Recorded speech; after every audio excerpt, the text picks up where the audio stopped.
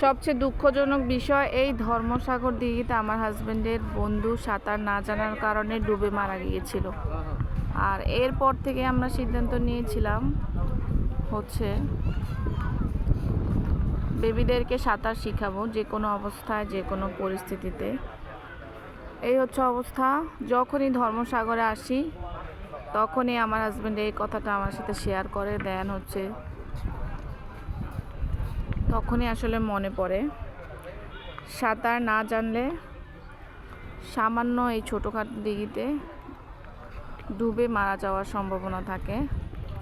খুবই দুঃখজনক এবং কষ্টদায়ক। আর এখানকার আবহাওয়া এত সুন্দর লাগছে। এখানে এখন মাছ ধরা হবে, মাছ ধরা হচ্ছে। স্টেডিয়ামের পাশে এভাবে সবুজ প্রকৃতির মধ্যে পানি বেষ্টিত দিঘি। অনেক দিন পরে আসছি আর ভীষণ ভালো লাগছে। আধা ঘন্টার জন্য আসছি। ঠিক আছে, আসসালামু আলাইকুম বন্ধুরা। অনেক গুরুত্বপূর্ণ কথা শেয়ার করলাম। সাঁতার না জানার কারণে ধর্মসাগর দিঘিতে আমার হাজবেন্ডের ফ্রেন্ড ডুবে পড়ে মারা গিয়েছিল। সেই দিন থেকে ধর্মসাগরে আসলে এই কথাটা মনে পড়ে।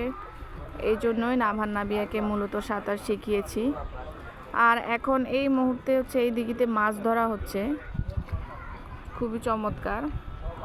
দেখি আমি মাছ কিনে নিয়ে যাব। আমার খুব ভালো লাগে, খুব মজা লাগে। আসসালামু আলাইকুম এভরিওয়ান।